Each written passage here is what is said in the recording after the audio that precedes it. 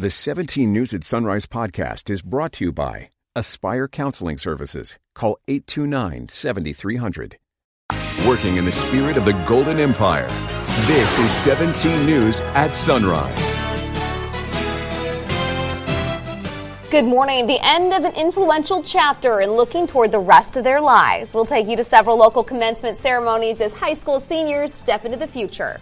Plus, a legacy in the classroom. We'll talk to a teacher who has been inspiring students for more than 50 years and find out what lies ahead for her. You know it as a galaxy far, far away, but it's now closer than you ever imagined. We're live inside Disney's newest land, Star Wars Galaxy's Edge. Kevin gets a sneak peek and takes us on a tour before it opens tomorrow. This is Thursday, May 30th. 2019. Good morning. Good to have you with us. I'm Maddie Jansen alongside Alex Fisher. Kevin, of course, is at Disneyland. Yeah. Just having a really terrible morning, as we say every time he has to go down there. Yeah, he is light years away. He is 2 hours away, of course, and we're looking forward to his sneak peek coming up in just a few minutes. But first, let's take a look at your forecast now, because we are expecting another warm day in the Golden Empire. Right now, it's very comfortable out there, 63 degrees with 72% humidity out there. So it is a little muggy out there, but still not too bad, of course, before we start to warm things up. Visibility 10 miles. Here's what you can expect over the next several hours. By 7 a.m., we're going to warm things up to 67 degrees. By lunchtime, 83. Warming things up into the high 80s, low 90s by the mid-afternoon to late afternoon. Into the mountains, Tehachapi, you're at 45 degrees right now with 93% humidity. Winds are calm.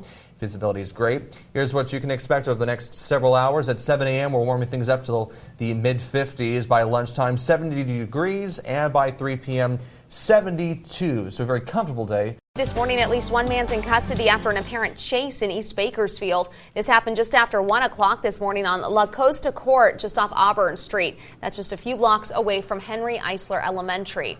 You can see Kern County Sheriff's deputies take a man into custody. It appears they used a chopper to help track him down. Our photographer on the scene says at least one police dog was helping in the search as well. We heard reports this all started as a foot chase on the 178 and we've reached out to KCSO for more information. We're waiting to hear back, and we'll bring you an update as soon as we learn more. Meanwhile, Bakersfield police are investigating a shooting in central Bakersfield that likely involved a BB or pellet gun. Police say it happened just after 11 o'clock last night on Q Street, about a block away from Memorial Hospital.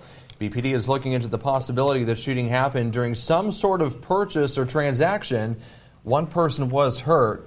Officers say witnesses at the scene were not cooperative. The suspect is described as a black man in his 30s wearing all black clothes and weighing about 170 pounds. A 3-day search for a missing man at risk is over. Bakersfield police say 29-year-old Garrett Mount went missing on Sunday night after he was last seen on Truxton Avenue. He was considered at risk because of a medical condition. And around 6:30 last night, we got word from BPD Mount was found safe. Thousands of high school seniors are turning their tassels this week and starting the next chapter of their lives.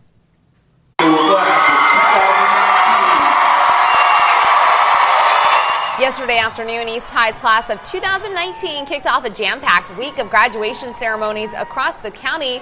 Here's a look at the packed house. Meantime, we've posted a list of all other current high school district graduation ceremonies and their times on our website, KGET.com, and we'll show more highlights from graduation ceremonies yesterday throughout our newscast. Congratulations to all those grads. Yeah, absolutely. And it is 5:04 now, and as the school year comes to an end, Shafter High School is celebrating 91 years of pride and tradition. And Tabitha joining us this morning to introduce us to a teacher who's taught at Shafter for more than half of the school's existence. That's right. And she So continues to teach there, Maddie and Alex, because it's more than a job to Miss Vicki Schoenhair. It's family. I've been teaching here at Shafter High for 50 years. It's unheard of, teaching at one school for 50 years. I think it's fantastic.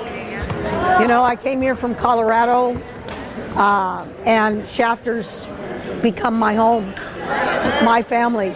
5 decades on this campus, teaching generations of students. I laugh. I have children that come to me and say, "Oh, do you know you had my great-grandmother," you know? But it's really fun, and the community is such an outstanding community. It just makes life easy, good. I feel like I've never worked a day in my life. It's like getting up every day and coming out to play. Her impact immeasurable. Vicki was my inspiration. My mom was here when Vicki first started. I've had multiple cousins that have had Vicki. My sister, I had her, and I hope for my niece, who's going to be a sophomore next year, to have her. It's a family out here, and she's definitely an integral part of that family. She connects with her students, even those who, let's just say, test her skills as a teacher. It wasn't my fault. It was the other guys. Doug Thompson. Her first year, I was a sophomore at Shafter High in 1969-1970 school year, and her name was Miss Wyatt. People don't think teachers earn their pay. The fact that she still talks to me after what we put her through 50 years ago, it's crazy. Doug was in my class, and he was ornery in my class, and he's still ornery outside of my class. But in reality, it makes me proud. It makes me proud to see what the kids have become.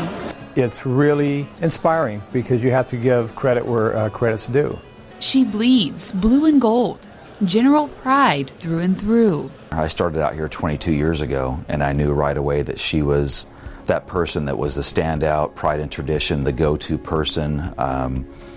And you knew at the end of the day that with Vicki, it was always about kids. That you always knew that at the end of the day, it was going to be the best for kids and what was best for what we do for our program. Principal Shipley says she gives 110% every day.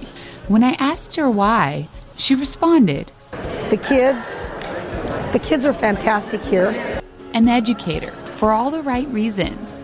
Every day when I come to school, I tell the kids and I tell myself, if you don't learn something new today, you're not doing your job. A mentor and a leader. Or in other words, a general.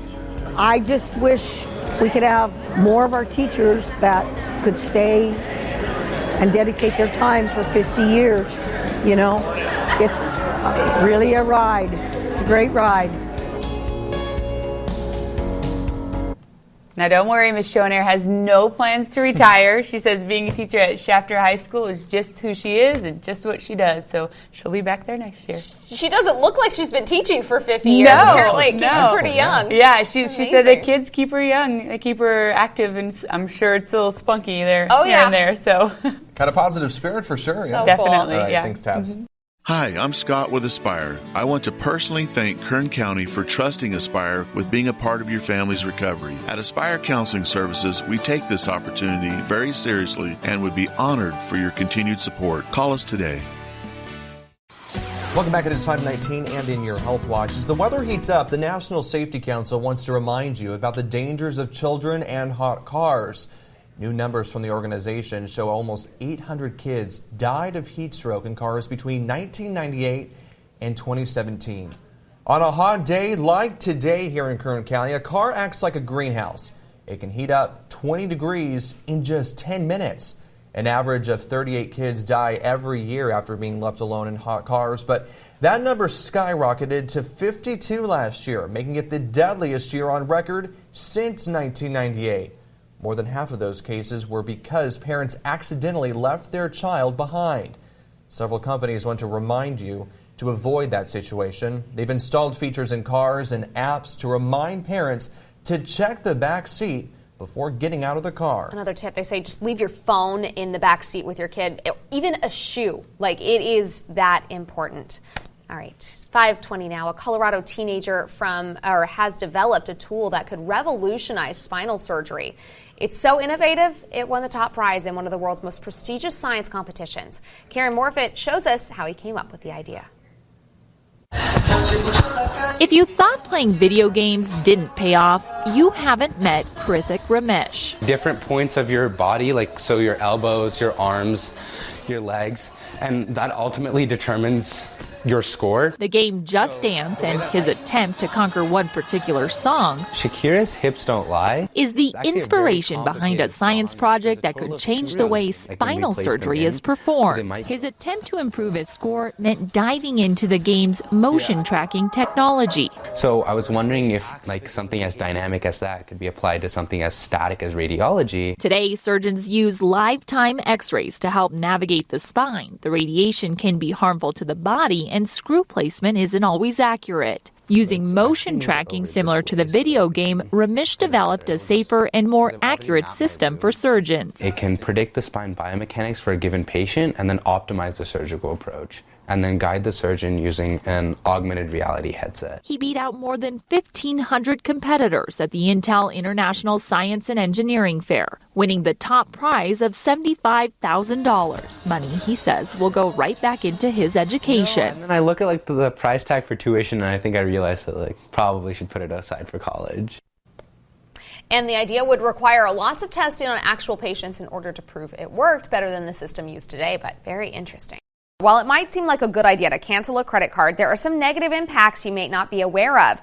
Bankrate.com says more than 60% of cardholders have canceled at least one credit card to pay off debt or help boost credit scores. But that might not be helping in the way cardholders are expecting. Financial experts recommend keeping old accounts open to boost your credit score. Credit scoring systems favor long-standing accounts and more available credit.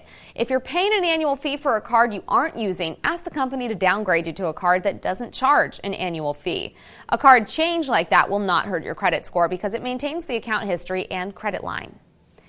Uber is now holding both drivers and riders accountable for their behavior. The rideshare company says customers in the U.S. and Canada could lose access if they develop a significantly below average rating. The move is part of a new education campaign to promote Uber's community guidelines with a focus on safety.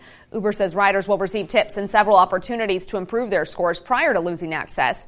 While average driver ratings will vary city by city, the company hasn't disclosed exactly what rating will lead to a rider getting deactivated. Uber expects only a small number of riders to be impacted by ratings-based deactivations. The 17 News at Sunrise podcast is brought to you by Aspire Counseling Services. Call 829-7300.